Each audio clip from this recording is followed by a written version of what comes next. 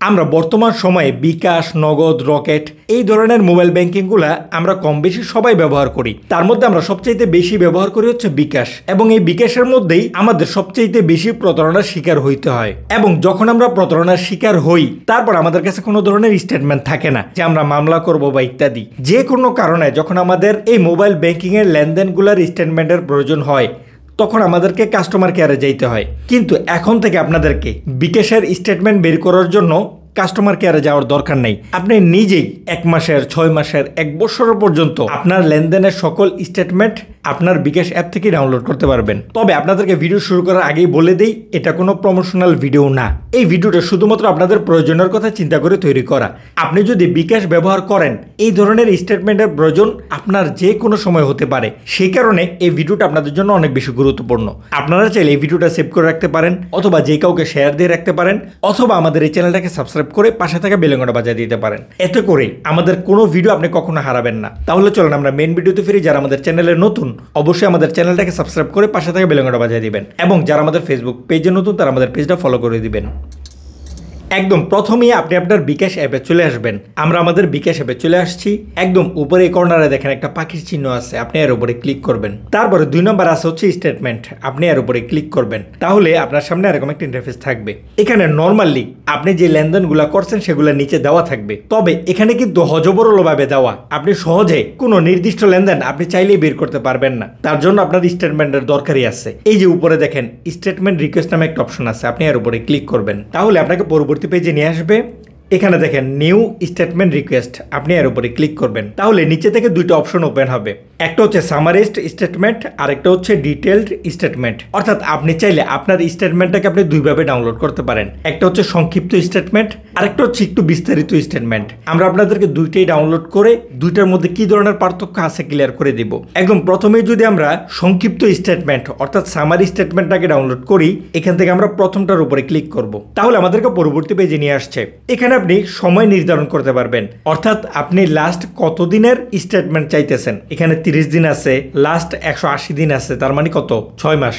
তারপরে ট্যাক্স ইয়ার আছে। আমরা যদি ট্যাক্স ইয়ারে ক্লিক করি, এই যে দেখেন এখানে সময় দেখাইতেছে 1/7/2023 থেকে 30/6/2024 পর্যন্ত। এটা হচ্ছে ট্যাক্স ইয়ার। তারপরে নিচে দেখেন কাস্টমাইজ রেঞ্জ আছে। আপনি চাইলে এখানে আপনি ডেট ঠিক করে দিতে পারবেন, অর্থাৎ আপনি কত তারিখ থেকে কত তারিখের লেনদেনের স্টেটমেন্ট আপনি বের করতে চাইতেছেন। যাই হোক, যেহেতু আমরা শুধুমাত্র আপনাদেরকে দেখানোর স্বার্থে ভিডিওটা করতেছি, আমরা 30 দিনের স্টেটমেন্ট ডাউনলোড করি। এখান থেকে আমরা 30 দিন সিলেক্ট করে দেব।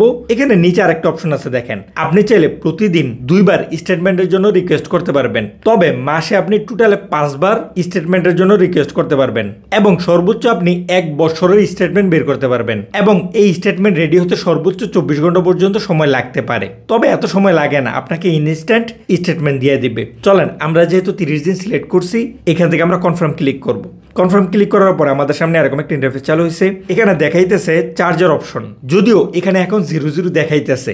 যেহেতু চার্জার অপশন আছে, সেহেতু সম্ভবত পরবর্তীতে স্টেটমেন্ট ডাউনলোড করার ক্ষেত্রে কোনো ধরনের চার্জ এখানে লাগতে পারে, কিন্তু আপাতত স্টেটমেন্ট ডাউনলোড করার ক্ষেত্রে কোনো ধরনের চার্জ লাগে না। এখানে নিচে দেখেন আরেকটা লেখা আছে, আপনি যখন ফাইলটা ডাউনলোড করবেন, তারপরে ডাউনলোড করার পর আপনি যখন ফাইলটা ওপেন করবেন, ওপেন করার সময় একটা পাসওয়ার্ড চাবে। সেই পাসওয়ার্ডটা দিতে হবে আপনার বিকাশ নাম্বার, 11 ডিজিটের বিকাশ নাম্বার। আমাদের স্টেটমেন্ট তো অলরেডি প্রস্তুত হয়ে গেছে। আমরা যদি এর উপরে ক্লিক করে আমাদের স্টেটমেন্ট একটু ওপেন করি, স্টেটমেন্ট দেখুন আমরা ক্লিক করব। তাহলে এই যে দেখেন আমাদের স্টেটমেন্ট এখানে রেডি। এখান থেকে আমরা ডাউনলোডে ক্লিক করব। এই যে দেখেন আমরা ডাউনলোড করে নিলাম। এবার যদি আমরা এই ফাইলটা ওপেন করি, তাহলে এই যে দেখেন আমাদের এখানে কিন্তু পাসওয়ার্ড চাইতেছে। আমরা আমাদের বিকাশ নাম্বারটা উঠাই দিব।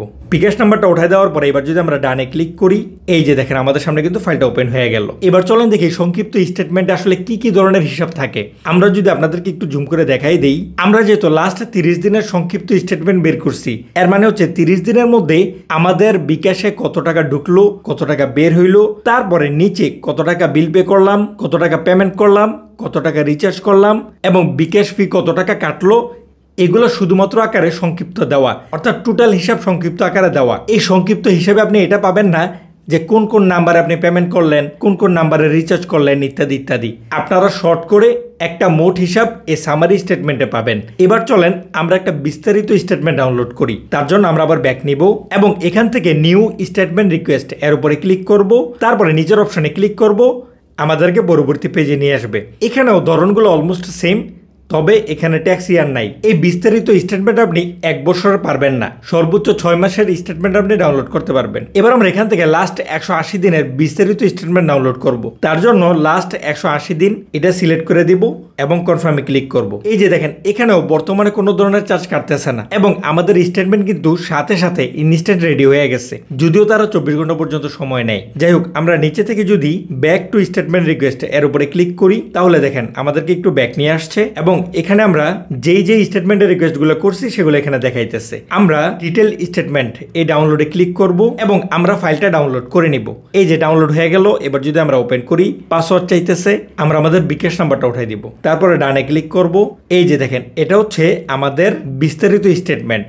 আচ্ছা, এটা এতই বিস্তারিত যে পলিসির কারণে আপনাদেরকে স্টেটমেন্টটা দেখানো যাবে না। তারপর টপিকটা কি কি থাকে, এই স্টেটমেন্টে আপনাদেরকে আসলে কি কি হিসাব দেওয়া হয় সেটা আমি আপনাদেরকে একটু ক্লিয়ার করে দিই। একদম প্রথমে আপনি ডেট অ্যান্ড টাইম, অর্থাৎ কোন দিন এবং কোন সময় আপনি লেনদেন করছেন সেটা আপনি পেয়ে যাবেন। তারপরে ট্রানজাকশন টাইপ, অর্থাৎ আপনি মোবাইল রিচার্জ করছেন নাকি বিল পে করছেন না ইত্যাদি ইত্যাদি। তারপর আপনি পাবেন হচ্ছে ট্রানজাকশন ডিটেলস, অর্থাৎ আপনি কোন নাম্বারে রিচার্জ করছেন, কোন নাম্বারে পেমেন্ট করছেন, কোন নাম্বারে বিল পে করছেন ইত্যাদি ইত্যাদি সম্পূর্ণ বিস্তারিত ডিটেলস আপনি এখানে পেয়ে যাবেন। তারপর আছে হচ্ছে আউট, মানে কোন ট্রানজাকশনে কোন নাম্বার আপনার কত টাকা আউট হয়েছে আপনার বিকাশ থেকে। তারপর আছে হচ্ছে ইন, আপনার বিকাশে কখন কত টাকা ইন হয়েছে তার হিসাব আপনি এখানে দেখতে পারবেন। তারপরে এই 180 দিনের মধ্যে বিকাশ আপনার থেকে কি ধরনের ফি কাটছে তার হিসাব আপনি পেয়ে যাবেন এবং প্রত্যেকটা লেনদেনের সময় আপনার ব্যালেন্স কত ছিল আপনি সেটাও এই স্টেটমেন্টে পেয়ে যাবেন। বেশ কাজের একটা স্টেটমেন্ট।